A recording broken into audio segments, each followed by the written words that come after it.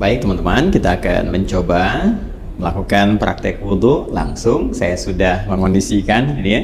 Kemudian tangan juga sudah disiapkan, baju sudah dilipat, kacamata sudah dibuka, jam tangan sudah disimpan. Dan sekarang kita akan coba praktekkan dengan menggunakan keran terlebih dahulu. Baik ya.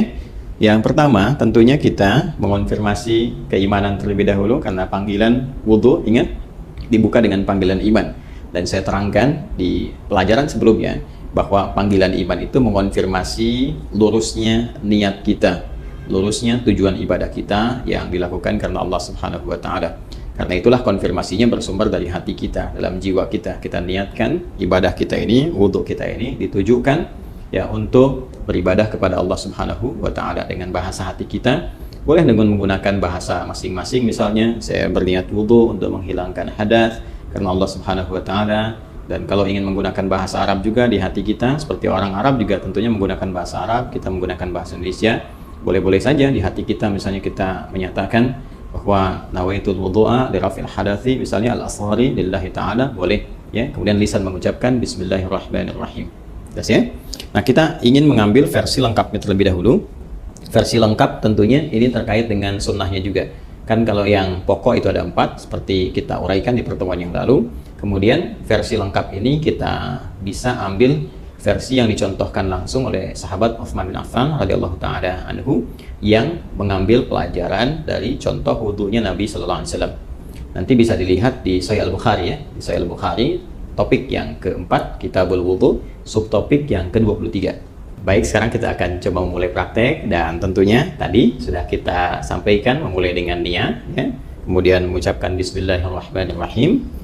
Nah, ingat betul baik-baik bahwa Islam seperti diuraikan di pertemuan yang lalu sangat perhatian detil terhadap segala hal, terutama aspek-aspek yang melahirkan manfaat. Ini adalah air keran yang menampung aliran air yang masih bersifat murni, mutlak, tahur. Jadi ini sangat bermanfaat, karena itu tidak diperkenankan untuk membuang-buang air ya. Sekali lagi, tidak diperkenankan membuang-buang air pada keadaan yang tidak semestinya. Itu dalam Islam disebut dengan israf, mubazir ya. Karena itu seperlunya kita keluarkan, kalau menggunakan keran ini seperlunya kita keluarkan, tampung dulu airnya kan. Nah, yang pertama kita gunakan untuk menyela-nyela ya. Bagian pertama kita gunakan untuk menyela-nyela seperti ini, keluar, tidak usah terlalu besar ya, nggak usah terlalu besar sehingga airnya juga tidak boros ya untuk keluar. Nah, ini kita menyela-nyela dulu, dimulai dari kanan ya, ingat ya, selalu dimulai dari yang kanan. Nanti di Al-Bukhari ini di subtopik yang ke-31. Jadi kalau kita baca topik yang keempat, kita berwudu, subtopik 31 itu ada namanya subtopik berjudul Babut Tayammun ya, memulai dengan bagian yang kanan. Selalu kanan didahulukan, kanan dahulukan. Baik ya, jadi kita mulai. Ini kita buka dulu secukupnya kerannya, keluar air. Ulangi ya, tadi sudah kita bismillahirrahmanirrahim, niatkan dalam hati. Kemudian kita menyelai-nyelai seperti ini ya, ini bagian pertama. Nah, lalu yang kiri juga dibersihkan dulu seperti ini ya, sudah ya. Nah, ini sudah dibersihkan. Nah, ini sunnah ya, sudah sunnah yang pertama kita lakukan, karena yang pertama niatkan mengikat pada rukunnya, pokoknya. Jadi ada pokok yang terkait dengan konfirmasi keadaan hati kita. Rukun yang pertama niat kan. Nah, kemudian dikonfirmasi di lisan dengan bismillahirrahmanirrahim. Lalu setelah itu kita masuki sunnah-sunnah, memulai dengan sunnah berwudu. Tadi sudah menyela-nyela dulu, ini membersihkan bagian jemari-jemari dan telapak ya. Baik, sehingga keadaannya bersih sebelum membersihkan yang lain. Baik, selesai. Kemudian langsung untuk berkumur-kumur kita ambil. Nah, biasanya saya melakukan seperti ini. Kalau sudah ngambil seperti ini ya. Nah, ini ghurfah namanya. Ghurfah itu dengan satu genggaman ya, cedukan seperti ini. Genggaman atau cedukan seperti ini. Nanti biasanya kalau saya suka melakukan untuk menghemat itu, begitu dibuka sudah cukup ini ya. Lalu saya akan tutup terlebih dahulu, tutup. Nah, sehingga air tidak terus mengalir ya. Jadi langsung kita kumur-kumur.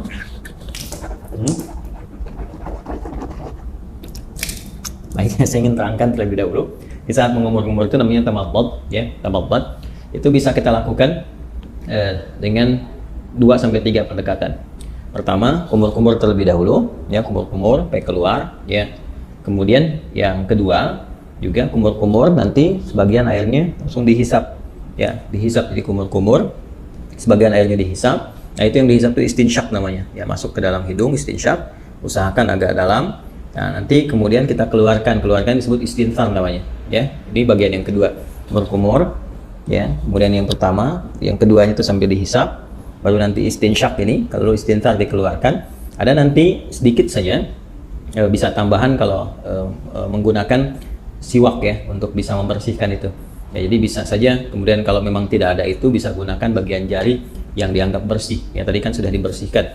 Untuk membersihkan kalau ada sisa makanan yang kalau tidak ada siwak dengan kayu tertentu atau sikat gigi, Anda bisa gunakan bagian jari yang dianggap sesuai untuk membersihkan kalau ada sisa makanan di sini yang tidak cukup dengan kumur-kumur. Ya, sambil contoh begini misalnya. Ini buka, seperti ini ya. Lalu kita mulai ya. Kita tutup dulu ini ya, seperti ini.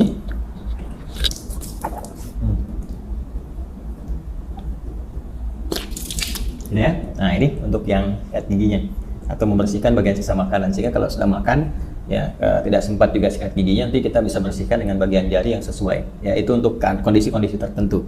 Saya ulang ya. Nanti setelah itu istinsyaknya nanti bisa terpisah. Kalau bisa bersamaan juga bagus. Ini sambil istinsyak kan, nanti dikeluarkan. Ya, kita ambil contoh ya. Yang simple dulu, ini ambil begini. Ya, kita kumur-kumur. Ya. Nah, baik. Kita contohkan ya, sekali lagi ya. Jadi teman-teman sekalian bisa, tadi kan sudah ya untuk kumur-kumur sambil dibersihkan bagian giginya. Nah, kemudian yang kedua kita ambil untuk maksimalkan istinsyak dengan istintarnya. Jadi kumur-kumur lagi sambil dihirup ya ke hidung. Ya, dari buang. Nah, ini bisa berkumur-kumur sambil dihirup, atau kalau mau kumur-kumur dulu, buang, nanti bisa untuk istinsyak dan istintarnya terpisah ya. Ya, kita ambil misalnya contoh untuk yang kalau terpisah begini, kumur-kumur. Ya. Kalau mau dihirup ke hidungnya terpisah, kita ambil lagi, ya kan seperti ini. Nah, itu ya. Nah, ini manfaatnya kalau dipisah ini kayak semacam ada pilek ya. Pilek atau virus tertentu berkumpul. Nah, ini biasanya lebih spesifik untuk membersihkan wilayah hidung. Sehingga ketika ditekan itu istinsarnya ini bisa dipijit salah satunya bergantian untuk dikeluarkan. Ya, sehingga kotoran yang ada di hidung itu bisa keluar. Ya, kalau dalam kondisi normal biasa bisa langsung Anda hisap saja, dihirup ya, kan dihirup ke hidung. Jadi sambil kumur-kumur dihirup ke hidung. Jadi bisa dikeluarkan secara bersamaan atau di hidung terlebih dahulu bisa. Karena tidak ada aturan spesifik mana yang didahulukan. Apakah di mulut dulu atau di hidung dulu. Jadi kalau Anda ingin keluarkan yang di hidung dulu boleh. Misal begini. Ya. Nah, kurang lebih demikian ya. Atau yang di mulut dulu baru di hidung, nggak ada masalah. Tergantung kondisional saja, karena sifatnya tamadmad dulu baru istinsyak, itu yang urutannya. Jadi kumur-kumur dulu baru dihirup. Adapun cara mengeluarkan tidak spesifik diatur ya, tapi kalau ingin berurutan boleh dari mulut keluar baru hidung. Terus kalau kondisi ingin membersihkan spesifik khusus boleh dipisahkan, kumur-kumur ya, kemudian dilepas, baru kemudian khusus untuk yang hidung untuk memudahkan yang di dalam itu keluar. Hikmahnya kan mengeluarkan yang kotor. Jelas ya? Baik. Bisa dipahami ya teman-teman sekalian? Nah, jadi itu untuk yang pertama, kumur-kumur. Sekali lagi, buka kerannya. Saya ulang ya, kerannya buka. Ambil air gorfah namanya, segenggaman seperti ini. Ya, kemudian kalau sudah cukup, tutup ini supaya tidak mubazir. Kumur-kumur. Itu ya, jelas ya. Nah, baru kemudian dicuci kembali, disiapkan. Nah, ini kalau sekali cukup sudah. Kalau diperlukan 2 kali, 2 kali, 3 kali, 3 kali. Ya. Dan ini tadi penggunaan jemari sekali lagi ya untuk menegaskan atau menghilangkan bagian bekas-bekas kalau ada makanan dan sebagainya yang kalau skinhead yang memungkinkan untuk gosok gigi atau membersihkan. Jelas ya? Baik, lanjut. Dari sini saya tes air dulu. Kemudian kita buka kembali. Nah, sekarang masuk ke bagian yang pokok. Ya, buka lagi, masuk begini, bagian yang pokok. Tutup, baru ke wajah. Nah, ini yang ingin saya contohkan. Bagian pokok yang paling utama itu. Ini ghassalah itu ambil airnya, tumpahkan di wajah begini. Ini lihat ya yang telunjuk gini, seperti ini. Nah, ini bagian jempol yang di sini belakang. Kemudian langsung ke bawah. Nah, ini yang diselai-selai di janggutnya. Ya, maksudnya apa? Supaya meresap air ke pori-pori karena melewati janggut dalam sini. Kalau nggak ada janggutnya bisa langsung dibasuh ke dagu ya sini. Nah, jadi ini satu. Kalau dirasakan belum cukup keseluruhannya, ambil lagi gini. Ya, terus seperti ini. Kemudian tutup dulu ya. Terus seperti ini ya. Saya kira 2 kali juga bisa cukup ya. Seperti ini Ya. Nah, ini nanti ada versi yang sekali itu versinya Ibnu Abbas radhiyallahu taala anhuma yang menyontoh praktek Nabi yang pernah menggunakan sekali. Itu kalau di Al-Bukhari, subtopik yang ke-21, maratan ya. Babul wudu, judulnya itu Babul wudu maratan. Bab pembahasan tentang wudu yang sekali basuh ya. Kemudian nanti yang versi yang keduanya, subtopik 22, itu yang versinya Abdullah bin Zaid. Babul wudu marrataini, 2 kali. Ya, kemudian versi yang Utsman bin Affan radhiyallahu taala anhu, yaitu yang subtopik 23. Itu yang 3 kali, talatan. Nah, versi yang dimaksudkan itu adalah pengalaman sahabat-sahabat mulia ini melihat wudunya Nabi untuk memanfaatkan air dan juga terkait dengan luasan cakupan, ya, apakah tercakup nggak dengan air itu kepada bagian-bagian yang harus dibasuh atau diusap dalam wudu itu. Prinsipnya demikian. Jadi boleh sekali-sekali, 2 kali atau 3 kali, dan mendahulukan yang kanan. Ya, mendahulukan yang kanan ada namanya sebab yang pernah juga saya utarakan, yang nomor 31 subtopiknya babut tayammun, ya, tentang tayammun ketika Nabi mengajarkan Ummu Atiyah radhiyallahu taala anha bagaimana mendahulukan yang kanan. Jadi kanan dulu baru kemudian kiri. Nah, ini tentang kanan dulu kemudian yang kiri juga akan masuk setelah ini. Ya, setelah kemudian wajah selesai baru tangan sampai siku. Ini kita ambil lagi. Ya, wajah selesai, tangan sampai siku, kumpulkan seperti ini airnya. Nah, teman-teman sekalian, ini ya. Kemudian tumpahkan di tangan ini, ya, resiko ke sini, lalu ke sini depan, terus sampai ke sini, ya. Nah, ratakan seperti ini. Sudah ya? Nah, kalau dirasakan belum cukup, rata, buka lagi airnya, ya. Nah, dianggap cukup, ditumpahkan, tutup dulu seperti ini. Nah, nanti bisa dari depan begini, ya. Kemudian ke belakang bisa seperti ini, yang fleksibel saja. Penting air ditumpahkan, bisa ke sini dulu, bisa ke sini dulu. Ya, tadi kan saya mulai dari belakang terus seperti ini ke depan, kemudian yang kedua saya mulai dari depan untuk meratakan, ya, seperti ini. Jelas ya? Nah, kemudian setelah itu yang kiri itu yang dibuka lagi. Nah, itu tuh seperti ini, ya. Ini boleh fleksibel. Dari mana mulainya? Yang penting dari depan sini ke bagian siku. Ya, nah kurang lebih seperti ini. Ya, kalau mau kita samakan, kalau kanan 2 kali, kiri 2 kali juga ya, untuk bisa menyeimbangkan, menyamakan seperti ini. Tumpahkan, ya, pas ya. Baik. Nah, ini suasana malam kita prakteknya, jadi diiringi dengan sekuteng lewat. Ya, teman-teman. Saya, nah selesai. Kemudian mengusap kepala, bukan rambut, ya. Karena kepala, ingat bagian mengusap itu ambil. Nah, ini kan dipercikan nih, ya. Dipercikan seperti ini, ya. Nah, jadi kita pun nggak harus terlalu banyak ngambilnya. Saya ambil secukupnya, percikan, dan nah ini untuk kepala. Kalau dirasakan nggak ada masalah, dari depan ke belakang seperti ini. Ya, kita boleh balikan lagi begini, atau cukup ke belakang juga begini, nggak ada masalah, ya. Lalu versi pertama langsung ke telinga begini. Ya, langsung ke telinga. Ingat yang telunjuk ini bagian dalam begini. Yang jempol ini bagian belakang di sini. Ya, seperti ini. Bisa seperti itu, atau kita dahulukan dulu kepala misalnya. Ya. Nah, kemudian nggak terlalu banyak ya. Cipratkan begini. Nah, usapkan misalnya begini. Nah, ya. Setelah kita rasakan cukup untuk bagian kepala, boleh ditarik lagi ke depan, boleh, atau boleh cukup begini saja. Sah? Ya, atau kalau ada kesulitan tertentu bagian kepala, dahulukan berkat ubun-ubun, atau nanti kalau ini bermasalah sakit bisa sisi-sisi yang lain termasuk kepala.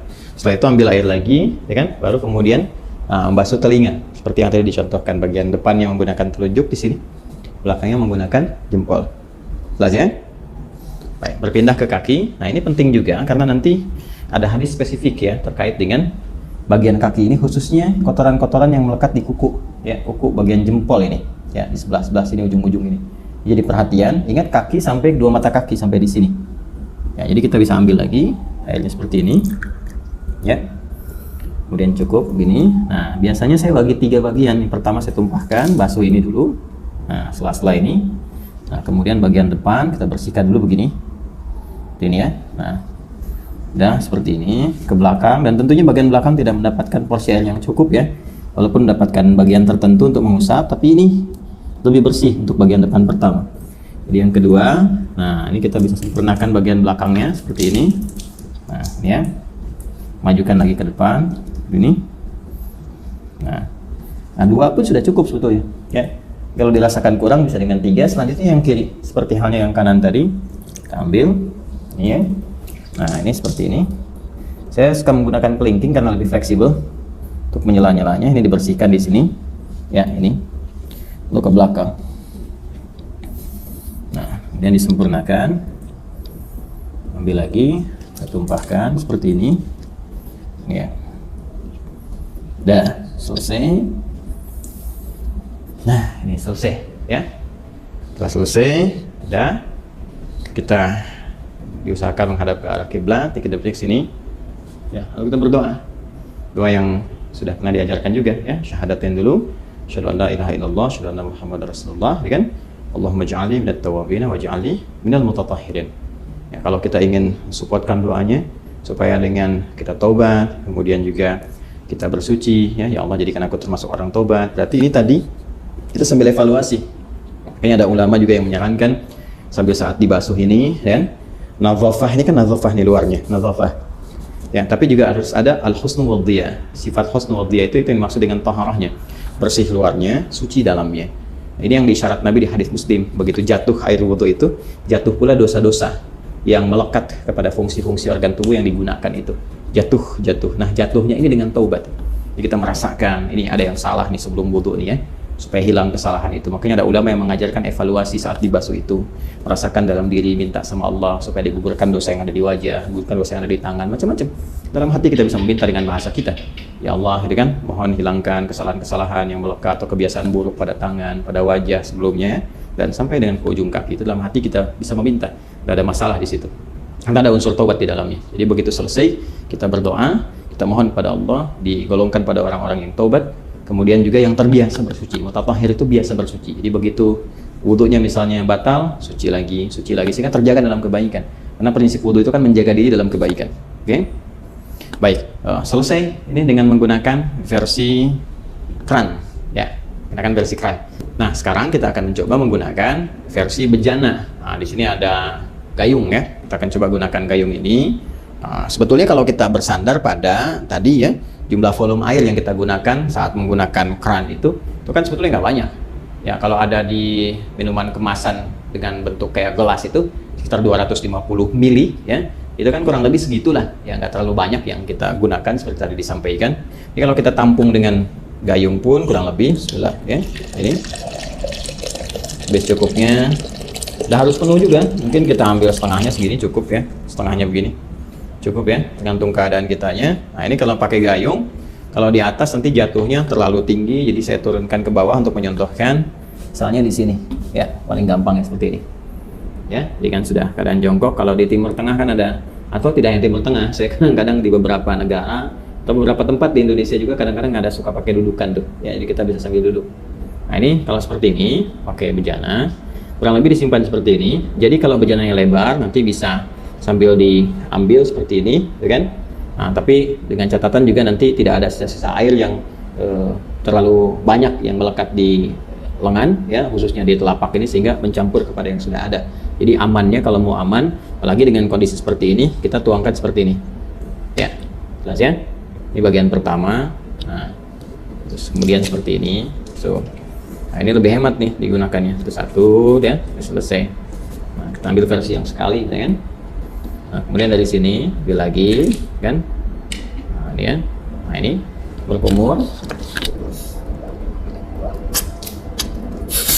Ya, kalau dirasakan belum cukup, ada yang sekali, 2 kali. Seperti tadi saya contohkan, nggak ada bedanya dengan yang pertama. Kemudian ngambil lagi gini, ya. Nah, ini sama persis teman-teman sekalian, nggak ada bedanya dengan yang pertama tadi. Kita wajar. Ya, ini. Tuh. Ya, seperti tadi ya, diulang. Kemudian selanjutnya untuk tangan seperti ini. Ya, baik dari depan, dari belakang, yang penting dimulai dari sini, ya, sampai ke siku. Nah, yang kanan sudah, kita gunakan bagian yang kirinya. Ya, sama saja seperti yang saya contohkan tadi. Kita ambil dulu, ya. Nah, ini ambil, kemudian paskan dulu gayungnya karena ini kan nggak rata di sininya, ya, teman-teman. Kalau kita mau pindahkan sini juga boleh sebetulnya, nggak ada masalah, ya. Nah, kemudian satukan di sini. Nah, seperti ini ya. Baik. Ayo cari pijakan biar aman, biar nggak tumpah atau seperti kayak gini kan agak susah ya keseimbangannya. Nah, kemudian seperti ini, ya, dicipratkan sedikit. kemudian kepala balikan kembali atau tidak sama sekali ke sini, nggak ada masalah. Telinga seperti ini. Nah, ya, kurang lebih seperti itu. Kalau ini ada sedikit di bawah kita, maka kita harus agak naik untuk membasuh kaki, ya, seperti ini. Nah, kita naikkan begini, ya, seperti yang tadi, pertama. Ini, baik. Kemudian diambil lagi, ya, seperti ini, belakang untuk meratakan. Dia 2 kali ya, teman-teman sekalian ya. Ya, kemudian pakai yang kirinya seperti ini, seperti yang dicontohkan di awal tadi. Setelah itu kita ambil lagi sekali lagi. Nah, ini seperti ini kan.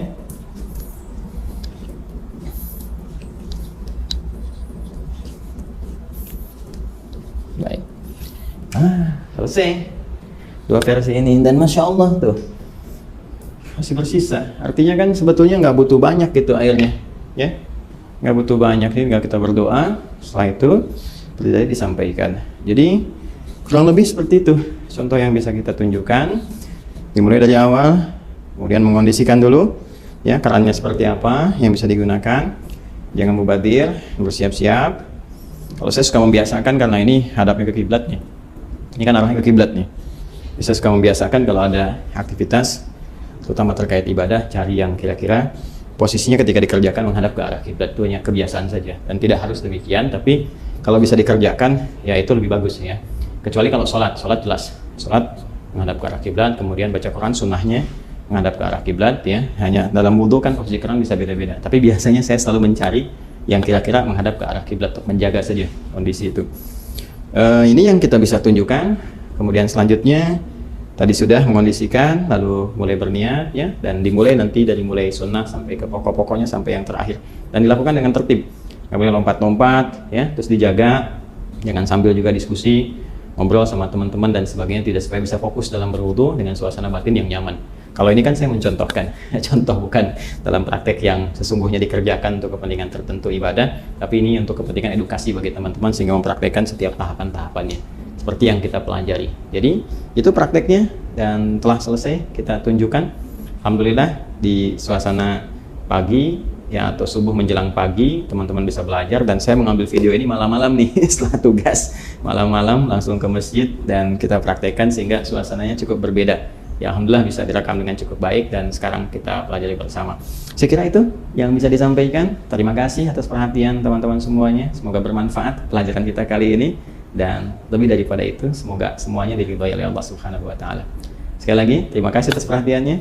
Silahkan dicoba untuk dipahami, dipraktekkan baik-baik, dan hal-hal yang terkait dengan pendalaman kita insya Allah bahas di sesi Zoom, ya. Misalnya tentang bagaimana menggunakan di satu bejana untuk penggunaan oleh 2 atau 3 orang atau lebih misalnya.